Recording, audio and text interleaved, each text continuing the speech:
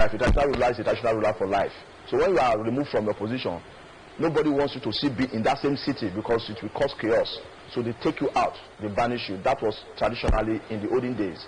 Then now the governor of Kano State was still thinking in his subconscious that we are seeing in those days, whereas we are now guided by the constitution when he lacks the power. So simplicity, he lacks the power. Whatever he did, anyway, the court has already declared what he did as unconstitutional, and that's why Sanusi was released. And if you understand very well, they did not appeal it, they didn't challenge it. Kano State didn't challenge it, they just kept quiet. Because when they were taught about banishing him, they never thought far. So now that it has become obvious to everybody that what he did is constitutional, I think they quite let it go. Is it possible for Sanusi to, declare? Yes, he went to court. It's almost impossible. It's almost impossible to go to court and you don't claim damages. Okay. But because of who he is, he might not just claim damages too. So if you claim any damage, or if you claim damages, the court will grant it. However, the order that released him is ex parte for now. So the case is still in court in the real sense of the word. So maybe in the final analysis, he might be granted damages if he claims for sin. All right. Well, we're going to take a break at this juncture, and when we return, I'm the one talking. PD.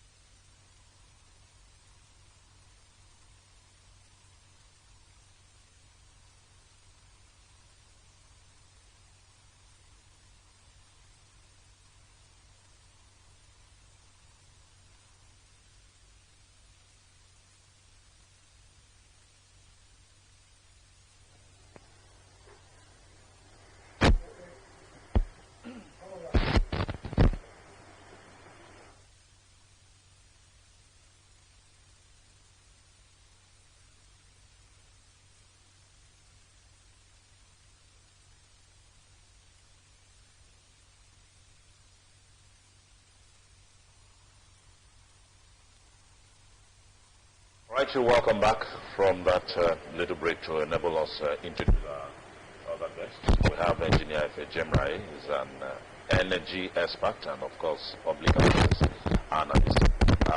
A very good morning to you, Efe, and welcome. Yeah, good morning, my distinguished senator. Good morning, Deltans. Good morning, listeners. Yes, just before you stepped in, we were taking a look at the removal of the Emir of Kano. And of course, the mixed reactions that have continued to trail his removal. While some are saying it has political undertone, some are of the opinion that, different views were expressed. The law has told us what the law says concerning, the removal of a traditional ruler. You, as a concerned Nigerian, would like to find out what does it portend? What is the need? What hope, what future does the traditional institution have if the government, the governor, can appoint and fire? Unlike what we used to have in Even the colonial era, pre-colonial era, you know, they had more or less absolute powers and all that. What does it portend for the traditional institutions? Yes, quickly, I must say that it's really a pity that we find ourselves where we are today, where institutions are no longer respected, where institutions have been bastardized, where individuals are bigger than institutions, and as such, we are where we are today. Having said that, if you look at the dethronement of Sanusi, Emir Sanusi from throne, he came vis-a-vis his belief and his standing on the norms and the beliefs of the North. Like his disposition as a person has really brought him to where he is today. Because Emir Sanusi, former Emir Sanusi, is a person that sees and talks, and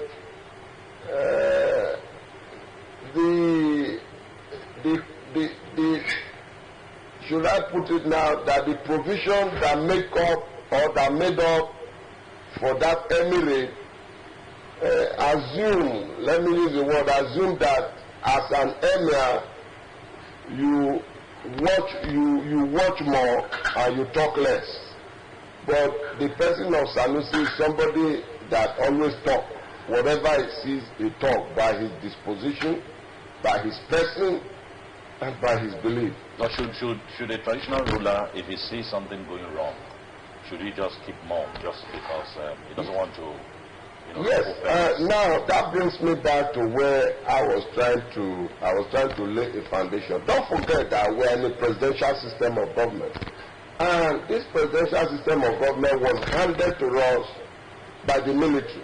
And the constitution with which we are running this present presidential system of government is the military that handed it over to us. Don't forget what happened from 1998 when Abacha wanted to succeed, want to have a self-succession, what he did to the traditional rulers. Don't forget, he should be taken aback. Don't forget that there was a time he called for one,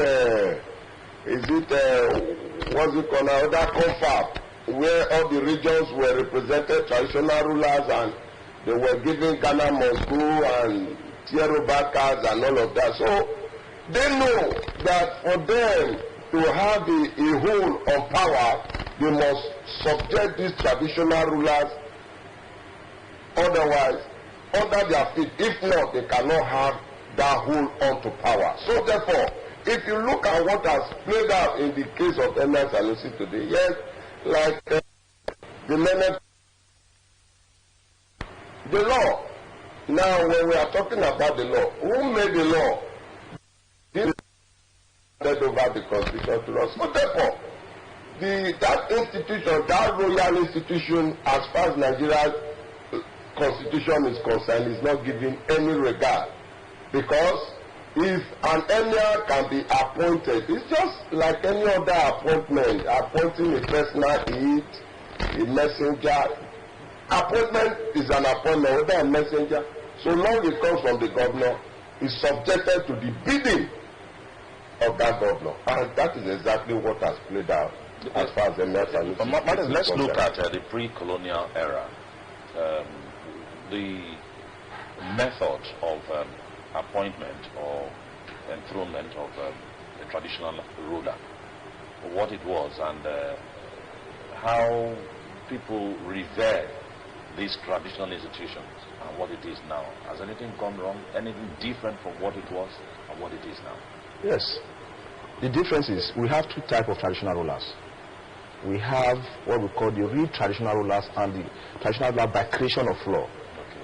Now there are some kingdoms that have been in existence even before Nigeria was created. Okay. Or yes, even before the white man came. Yeah. In in this environment, we have the Oba Benin, the Olu of Warri, Oreji of Ukpe, the Oji of Uwele from history. They predated colonial times, even before the white man came. These are really traditional rulers. I don't want to mention some other traditional rulers that were created by force of law. You see, some of them, when they get into political position, some sons or some area, yes, then they decide to tear a kingdom into two and give themselves a new OVA. Such OVAs cannot be called proper traditional rulers. They don't have tradition guiding it. When you say proper, they may not be the first class. No, it is the government that creates first class. It's the government that said they should make cause of people first class and whatever. Okay. But traditionally, all communities know the communities that are senior to them. Even in Oboland, they will tell you that among the OVAs, the most senior OVA is this. They know, but they will tell you lies now. But they know. Are you getting what I'm saying? You don't expect the Oroji of Ukpe, for example, to see an OVA that was created some 10 years ago by the power of government. You don't expect him to respect such an OVA, because it's senior to him traditionally. In fact, if you look at chieftaincy, if you are ever doing chieftaincy law, for you to be able to prove that you belong to a ruling family, you have to trace your genealogy. And most of them are not. They will trace it back to in this area. They trace it back to Benin. That the first OVA had his OVAship from the Oba Benin. Those are the traditional rulers. No matter what you do, you cannot rubbish them, except the king rubbishes himself. And even when that partner will be rubbishing himself, and maybe he dies more and that one comes in, if he reverts himself, if he respects himself, the people will naturally pour love and respect. Well, it's a custodian of their tradition. It's an embodiment of who they are. Such persons cannot be easily be rubbish. They are not appointed by the government. Even when the government purports to say they were appointed, because they cannot be appointed.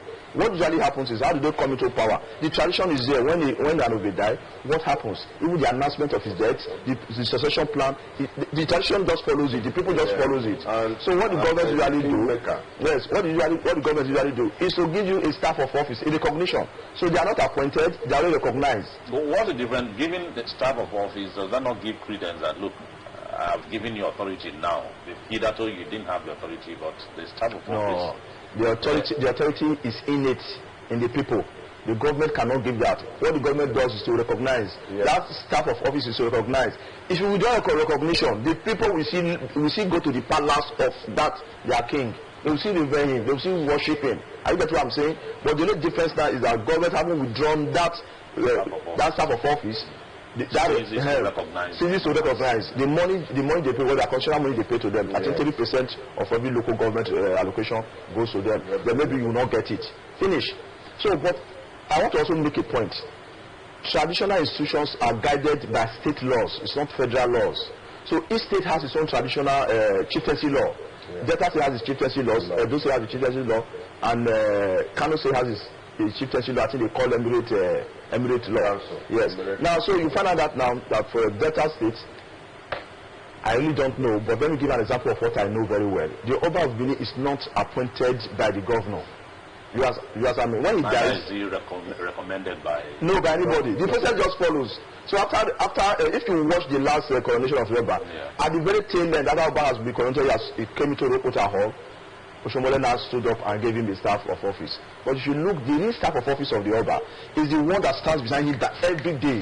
They say, boy, always standing by his side, or sometimes two, always having the staff. That is the real staff of office. The one way that government is thrown somewhere else. It's a recognition. So such traditional cannot be removed. You cannot recognize them. I want to make that distinction. But the governor might make the pronouncement that I remove you. It's wasting his time. Are you doing what I'm saying? Because the legitimacy of that OVAship, of that Obaship, of that traditional does not reside in the government. It resides in the people. It resides in the people. But in the north, if you look at how Sanusi came in, Sanusi was not the preferred candidate of the kingmakers. It was his president Ado Bayero. But Kwakwaso, using his government power, installed Sanusi. So from the very first, the government house is too deep into the appointment, and therefore you can remove you. But I find it difficult to really believe that a governor in this side of the world can easily say I've dethroned the traditional ruler. I find it difficult. Is it that, down here south, we revere our traditional institutions? Could that be the reason? Yes, because down south, I want to make that point again and again and again, because we are arguing this point somewhere. The traditional ruler predates Nigeria. Before Nigeria ever came to being, the region of Upe has been there, Ulofori has been there, Uvebule has been there, ever before Nigeria was ever created. So how can you now come and tell me that I can remove you, I can dethrone you? Are you getting what I'm saying? So the government can, but in the chieftaincy law of Delta State and Edo State, I didn't know there are provisions for dethronement, but the fact remains that how easy this process of dethronement? It's a common, all the governor needs to do, just like the Kano, is to make the pronouncement. It ends there. Well, how do you enforce it? Is there any room for banishment too? No. There's no, even if a law makes room for banishment. Delta, for instance. Yes, even if Delta State law makes room for banishment, it's unconstitutional. Okay. Yes, it's unconstitutional. So you don't just go there. But if it's okay, I'll remove him from office. The question is, are you really sure you can remove that man from office when the people say that this is our king? Are you getting what I'm saying? You cannot recognize him.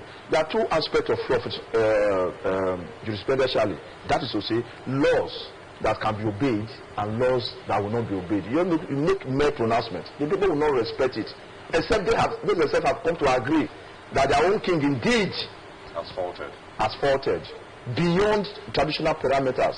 But in those days, when the king falls, we know what happens.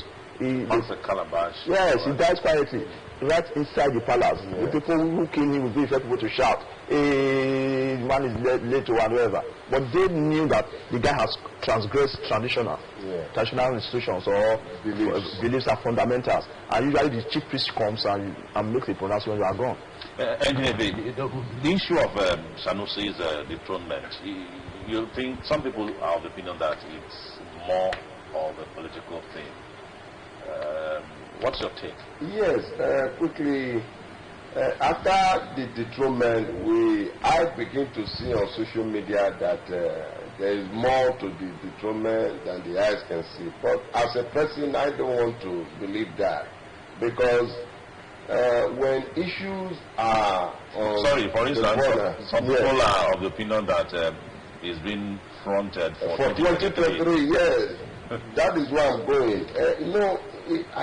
I don't like this thing called prejudice. You don't prejudge. As far as I'm concerned as a person, I don't believe that, because when you look at issues objectively and holistically, what he has just said here now, former Emir Sanusi was not even the preferred candidate for the seat of the Emir right from onset. It was politically maneuver that brought him to the seat. And again, it was also politically maneuvered and he was ousted from the seat.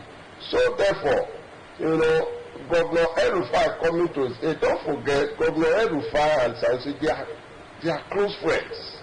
They are close friends. They are childhood friends. So if Governor El-Rufai comes to his aid, Governor El-Rufai made a statement when he visited him in Awe, and he said when he was in trouble, that Governor Sanusi, when was then CBN governor, stood for him, and as such he can also stand for him. And the man has relocated to Lagos to rejoin his family, and he said he will move on with his life. And if they say the man has political ambition, he has the fundamental right to have political ambition. What is wrong with that? So I don't know why people at this age of time are clustering their mentality, their thinking with issues. If the man has a right to say want to contest, want to vie for any political position, what is wrong with that? There's nothing wrong. I don't see anything that's wrong with that. But yes, it may. What is generating all these things is because of the inequality and the injustice that we have on the land today. That these people are benefiting more than these people. That is what is generating all this. If not for me as a person, I don't see anything wrong. If the man wants to vie for political office, the man can vie. People are saying all sorts of things. But as for me, I don't want to attach myself with that the man was dethroned. If he had not, let's assume that he was not dethroned. Would all these things generate? Would all these things come up? No. So please, Nigerians, it's time we begin to see things objectively and holistically, so that we don't preempt and prejudge things that has not come to be. Okay. Yes. Let me come to Martins. Some couple of weeks ago, we watched on television where a governor named Wibelt was lambasting traditional rulers.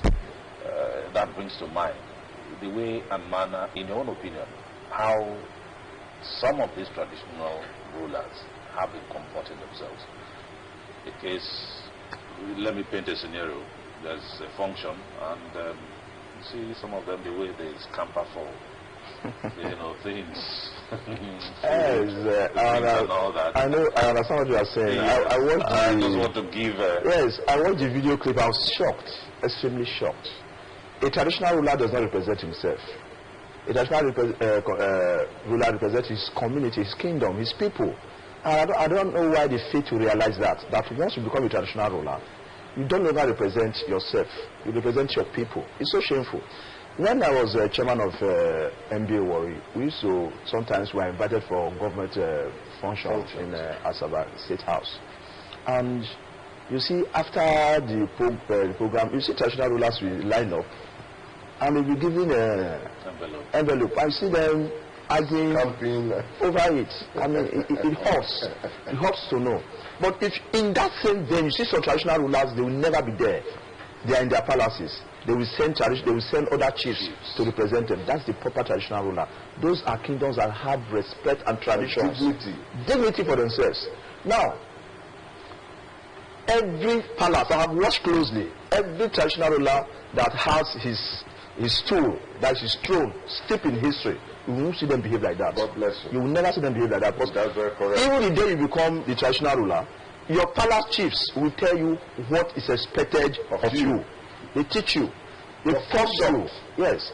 But in those ones that were created by fiat of government or were put in on their throne by their lesser son in government, so they owe allegiance not to the stool, not to the throne, but to them. That's how they behave. They don't talk to them anyhow. Yes. A proper traditional ruler, if he utters curses on you, you are finished. No, on the personal. That's what I'm saying. On the first. I'm not exactly. A proper traditional ruler. So what we have? We have civil. So we see civil servants on throne of some kingdoms. Civil servants on throne. So let me use the opportunity to say that if you know you are a traditional ruler and you do undignified things, remember that you are putting your people to scorn and to odium. It beholds on you whether you like it or not to respect yourself, so that you respect your kingdom and you respect the people of that the people. We are human beings, whether you like it, whether you are traditional or not. We are human. We are generally human. But it's the respect and the reverence given to that office that makes you superhuman, that turns you into a god and nothing else. Now, there's this saying that rulers or kings are born, not made. Yes. But these days, what we see is the highest bidder takes it all and all that. I'm beginning to ask. Yes, I'm aware that we have different the system, I'll call it now, traditional institutions where you have the hereditary, for instance, the son. After the demise of the father, the son takes over. You have the other system where you have the ruling families and all that. You have rotational. Yes. I begin to ask, the question is, a situation where we find somebody who may not even qualify, but because he has money, he's been able to buy that. Does that not also, is that not a reason why the institution, the traditional institution has, lost, some of them lost their relevance? Yes, quickly, my distinguished minister, I must say this without fear or favor that, the bar has said, you see, traditional institutions originally ought to be a very revered and respected institution. Very revered. As a child, when I was growing up, I grew up to meet the Orojo of Ukbe late now, before this one. Then the new palace was not built. It was using the old palace. Aturopede, the man was highly revered. The man was powerful. Now, what brings about that power that the king has is the belief and the people. The belief and the people. That is, put together the tradition, the custom of the people. That's what gives power to the king. But what we have today, yes, Christianity has come, and to some extent Christianity is even criticizing some of these things. But no, you cannot be a king. When you go there, your hands will be stained. But again, I want to, like I keep saying, that we are Africans, we are Nigerians. Before the coming of the colonial masters, we had our way of life. This is our way of life we have just abandoned as a result of colonization and also westernization. As a result of that, most of these traditional institutions, apart from those ones that existed before the colonial days, those are the ones that are still highly revered and are powerful till date, which are after the demise of those kings, it is the eldest son of that king that takes over.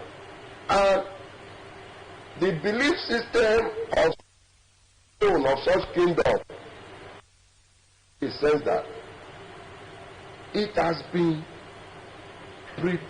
pre-accepted that this is the way we will run our kingdom.